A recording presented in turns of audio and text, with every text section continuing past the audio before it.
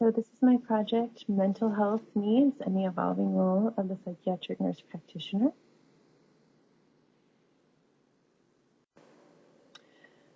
This project was started kind of just noticing through my clinical course of the clinicals that there was significant issues with access to psychiatric care, especially in the case of psychiatric medication evaluation and consultation. For example, the waiting list can be months long, especially in the case of psychiatric medication and evaluation. The National Institutes of Mental Health estimate that 26.2% of Americans 18 and older suffer from mental illness, and that means 1 in 4 people. Also, as society ages, there's increase of rates of patients who have both physical and mental health issues. The healthcare reform, care for mental health and substance abuse is one of the 10 categories of essential benefits that insurance companies are required to cover under the Affordable Care Act. There's more efforts pushing for a higher level of integration between health and medical care, and this is kind of an undercurrent regarding the new concept of placing psychiatric nurse practitioners into the primary care setting. Much of this may be because not everyone knows about the assets of psychiatric nurse practitioners, but we do have many. We have advanced psychiatric mental health expertise and skills. We're able to examine wellness in a holistic and comprehensive view. We have knowledge of complex physical issues, and we also have the ability to diagnose, conduct psychotherapy, and prescribe medication. There's many benefits that have been found to integration, which includes streamlining the process of getting patients appropriately assessed for things like mental health. It alleviates wait times for those needing mental health care, saves time in referring people out for those services. Integration also functions in line with the country's evolving healthcare changes and increases collaboration with primary care providers. So based on all these ideas, kind of this background, my ultimate PICO question was, in primary care settings, how does having a psychiatric nurse practitioner within the setting influence access to mental health services? And again, the literature shows that there is a need for psychiatric care within primary care. There's an overwhelming need, it suggests. Almost 50% of common psychiatric disorders are treated by primary care providers rather than mental health experts like psychiatric nurse practitioners. Furthermore, there is an increasing prevalence of medical comorbidities and premature mortality among those with psychiatric disabilities. Psychiatric ailments amplify physical symptoms.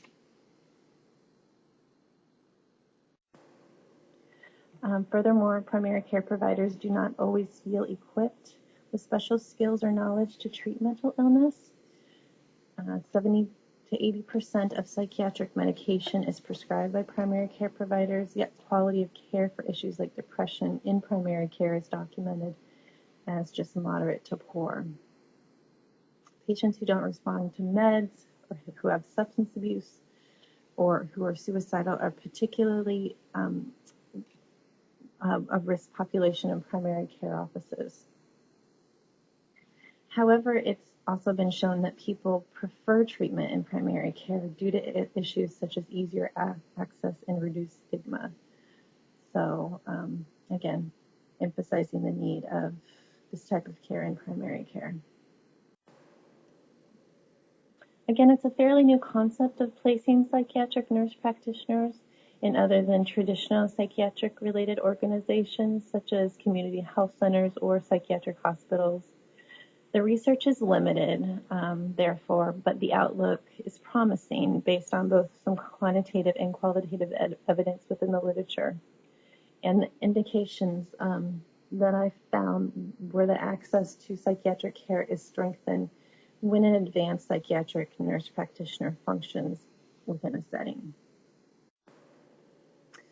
For example, in WAND, quantitative and qualitative data supported that psychiatric nurse practitioner services within an emergency department provided prompt and flexible access to mental health services and increased consumer satisfaction.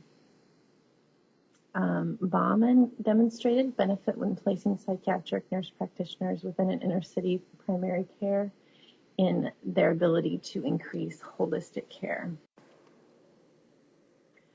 Qualitative data support the value of psychiatric nurse practitioners for innovation and consultation within an OBGY setting.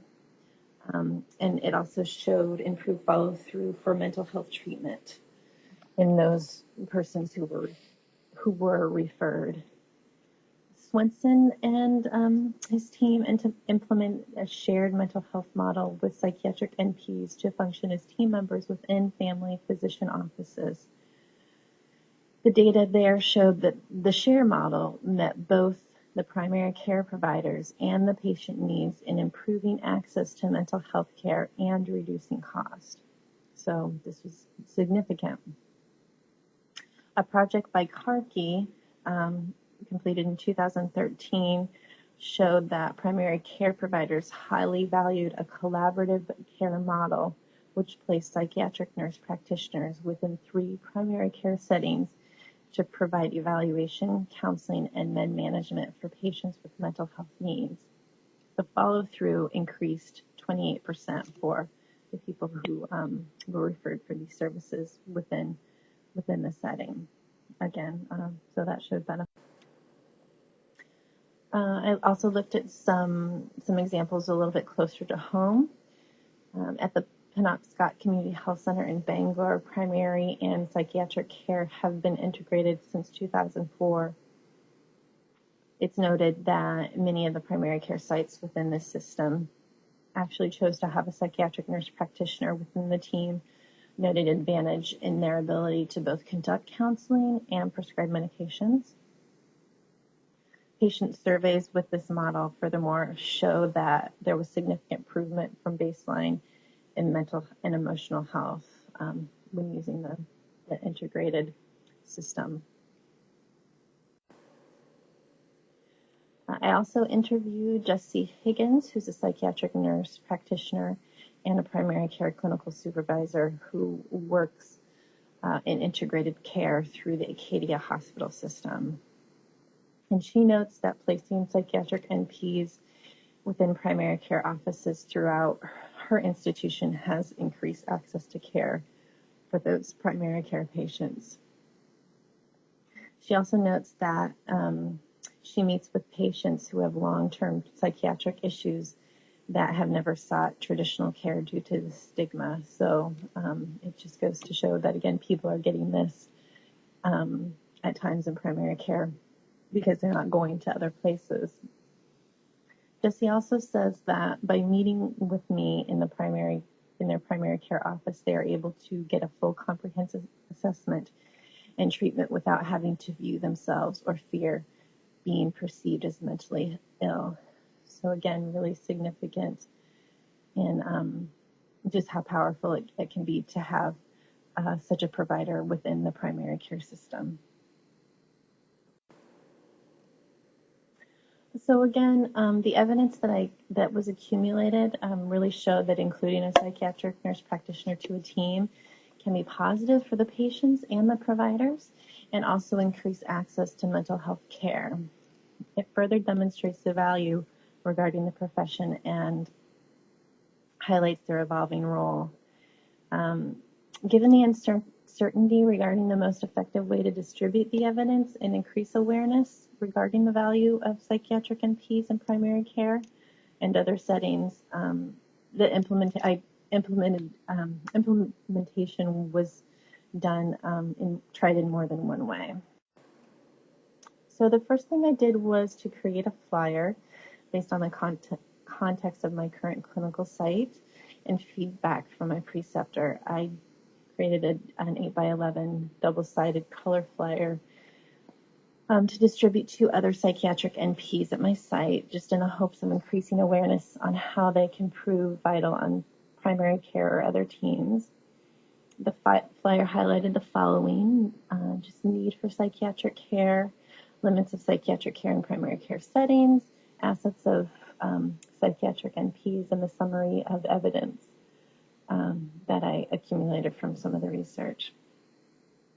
This was sort of deemed as a good implementation, as it's functional in the way that it emphasized key points and statistics, could at the same time be examined thoroughly by busy clinicians in a short amount of time.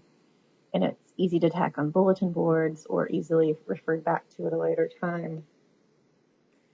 The other hope for this is just there is sort of an undercurrent of discussion regarding integrated care at my current site. And as far as I know, there's one current, but it's a closed-door committee exploring the subject. So by creating the flyer, I was kind of hoping that at least it would reach maybe some of those folks serving on the committees to inspire change. And the next couple pages are just what the flyer looked like. I put one side on one slide and the other side on the other side, so you can look that over.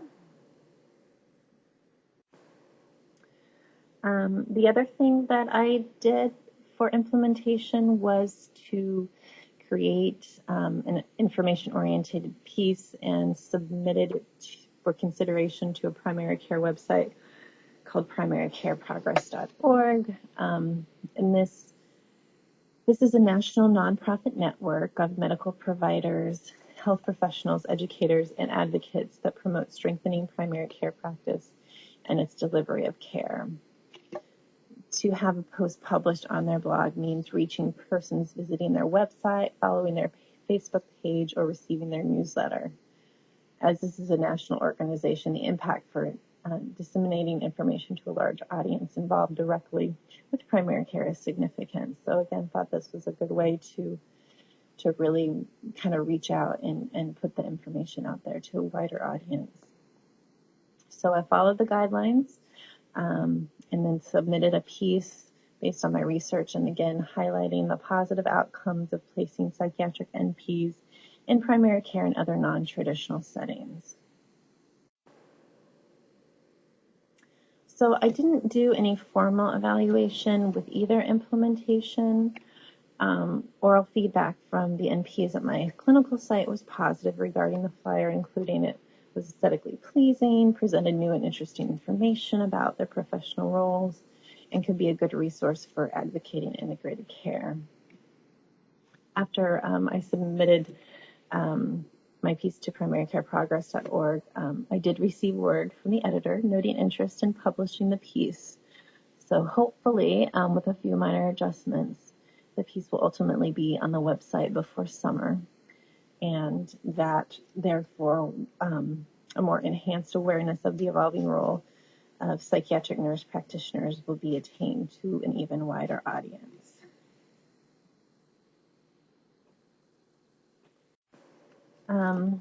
As far as recommendations for change and evaluation, I think more time, of course, would have been great to disseminate, to just get more information to more people.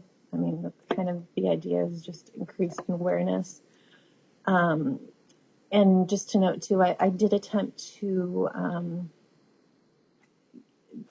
try to get information to the main Nurse Practitioners Association conference that's coming up at the end of April, but I didn't unfortunately receive any feedback to do that. So perhaps if I would have had more time, I would have been able to reach more people, and that would have been an advantage. As far as a more systematic evaluation for the flyer, it might have been doing a pre and post survey, such as a person would take a pre-survey regarding the scope of knowledge of a Psych NP, and then the post survey after information was disseminated would determine if the awareness had shifted. I think it's also going to be important to look at the statistics of psychiatric nurse practitioners currently practicing in primary care and other settings to determine change over time, just looking at just like this year, versus next year, if the numbers improve and there really is this shift to putting psychiatric nurse practitioners in primary care, we'll know that, something's changed anyway, and people are hearing the message of our value. But again, ultimately, I think just increased research on integrated care and the role of psychiatric nurse practitioners is needed to continue evaluating and promoting our uniqueness. So I think this is going to be an ongoing project as I continue my career, and again, just kind of trying to promote our role. So that is, thank you very much.